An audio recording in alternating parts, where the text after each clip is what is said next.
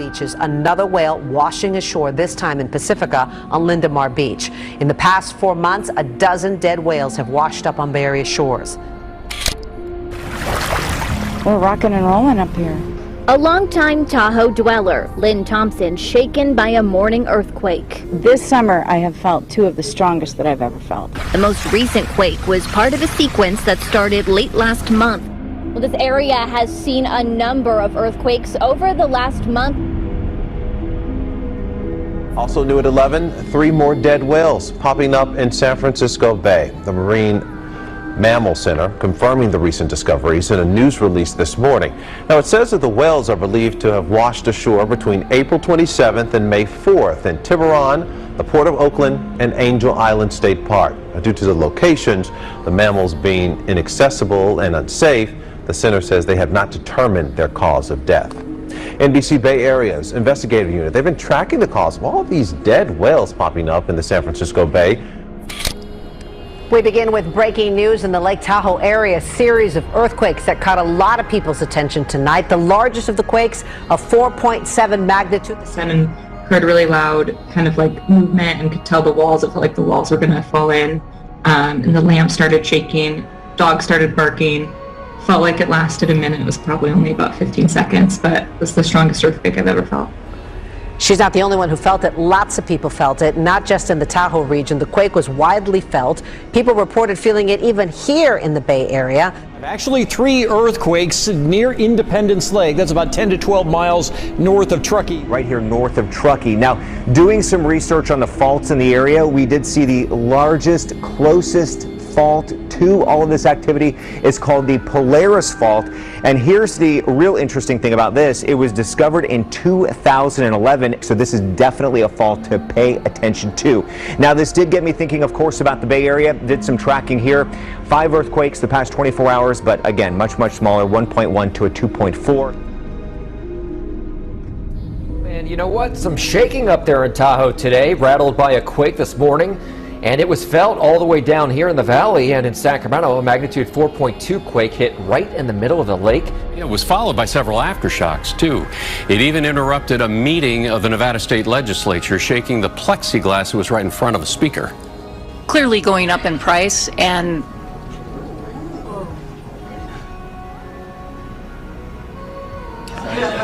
I'm going to speed up my presentation. We saw ripples on the lake afterwards as well, like, you know, little whip ripples. There were no boats. He says the major faults under Tahoe are likely more than 1,000 years overdue to rupture. Tracking that 3.6 earthquake that woke a lot of people up in the South Bay early this morning. Take a look at this map. This is where the epicenter was when the shaking started.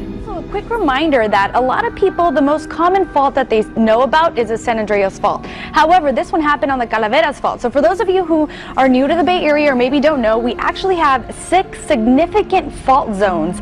But we did talk to a number of people who did feel it. Here's what they had to say. Well, I was, it woke me up, so it was just a shake, and then I didn't know, what it was. I didn't know something fell in the house, but then there was that second shake, and I was like, okay, that was definitely an earthquake. Yeah, it was too scary because I see everything move, for like 10 seconds, everything move. They're a little bit scary, yeah. 3.6 is respectable. I mean, that's like a decent wake-up call, Yeah, you know? You'd certainly expect to feel some shaking in the area, so stay tuned. NBC Bay Area's Robert Honda spent the day asking the experts what they think is happening and how we can change it. Well, human activity is back to normal here at Lindemar Beach, but now many people want to see some changes in how we deal with all the Bay Area whale activity. Since the 12th dead whale found in the Bay Area this year, a 47-foot gray whale washed up Friday and was removed. An endangered fin whale that just washed ashore at Fort Funston is the 5th whale dead in or around the bay in just the past month. It says the most recent whale was too decomposed to get any clues about a cause of death, meaning 8 of the 12 recent Bay Area cases have not been resolved. Center biologist Bill Keener says the whales are turning up in the Bay Area looking for food. What the speculation is that climate change could be affecting the food resources in the Arctic. Like there's less sea ice in the winter that could be having effects on the food web. The sheer number of whale deaths in such a short period of time does have scientists concerned. He says whales have only recently been coming into the bay itself, sometimes staying for weeks and actually feeding here, which never used to happen. This is something brand new in the last decade.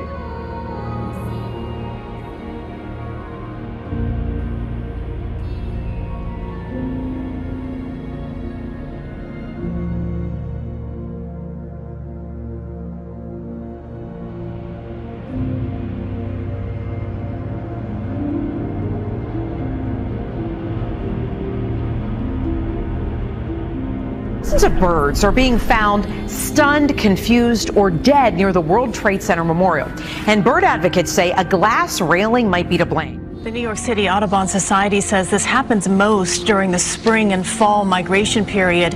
In the World Trade Center area, more than 1,200 stunned or dead birds were found in the fall. Migrating birds are colliding into tall buildings and dying in huge numbers. Paul, if you could just text me and let me know if that asteroid is likely planned on hitting somewhere near First and Lafayette. If so, we need to get right with the Lord. We're going to move on now to that mysterious close encounter. We're learning more details about last week's mysterious close encounter near the International Space Station. An unidentified object was caught on camera flying past the SpaceX rocket just minutes after liftoff. This morning, a potential close call caught on camera. A mysterious object captured on tape flying very close to the SpaceX Crew Dragon just 12 minutes after the astronauts left planet Earth Friday morning. Part of the Falcon 9 rocket separates from the Dragon. That's when some kind of object flies between the two. Take a closer look and slow. We've got some truly incredible pictures of the first supermoon of 2021. Look, the moon is not giving us normal service, it's giving us super service at the moment. There's a supermoon in view, so it looks larger and brighter than it would normally.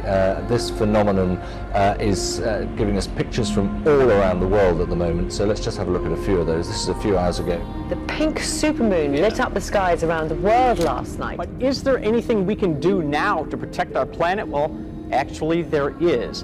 An asteroid will hit Earth again someday, so this week's NASA's Planetary Defense Coordination Office, yes, there is such a thing, will conduct a tabletop exercise of how they will handle an approaching asteroid. Today, an asteroid will be quote-unquote discovered with a potential October impact. Each day this week, additional information will be determined and decisions made. It will be a true simulation of a real-time potential asteroid impact scenario, Rhonda. This is crazy. This high likelihood of an asteroid hitting Earth. I mean, can we pull an Armageddon and save ourselves?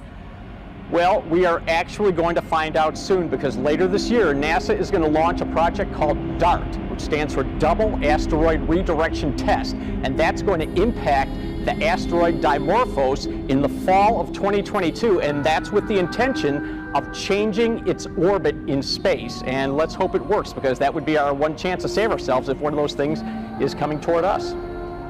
Wow. How? Did you understand all that?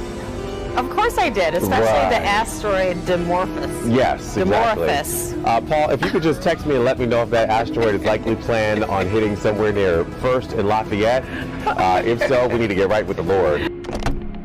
Tonight, more questions and answers about what appeared to be an upside-down pyramid flying over a Navy destroyer off the coast of California.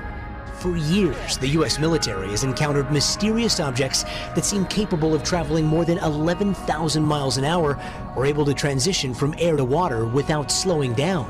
Some of these videos are 20, 25 minutes long. In other cases, these things are 50 feet away from the cockpit. What he says most alarming are incursions over restricted nuclear assets. We've actually had some of our nuclear capabilities disabled by these things. Now, this entire subject, frankly, makes some people very uncomfortable. It challenges everything we think we know, and for others, it's incredibly exhilarating to entertain the endless possibilities of what might be going on. Now, I was saying back then to you, and we were discussing, the new question was going to be, are they visiting here? And here we are, 10 years later from our first interview, and that's precisely where we're at. Let me show. Incredible. Some of these things, Jeremy, are doing things that high-level military people say are otherworldly. What in the world is that? They could not explain it. The laugh factor is going away because we are having direct contact and interactions. Our military is, as well as there's an increase in uptick in sightings and in mass sightings. UFOs have been part of human experience since the beginning of recorded human history. If there was a hostile intent, I'm thinking we probably know about it by now.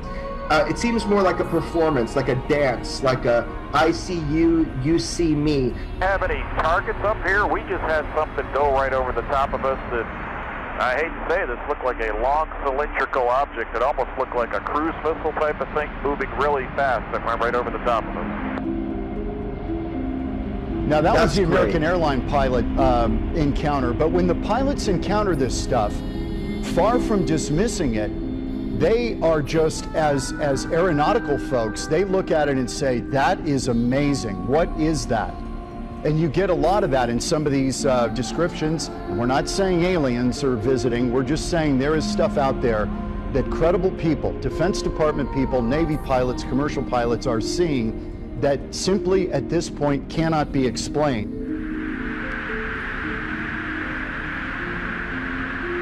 That's not our LNS though, is it? It's not. That is the LNS, dude. Well, if there's like another thing, it's rotating.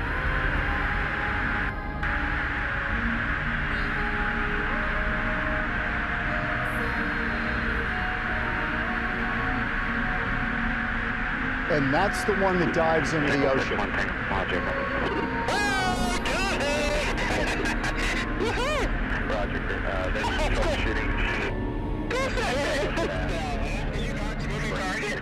These guys have no idea what they're looking at. Right. So let me clarify. This is really important what you're looking at, right? I got goosebumps, John.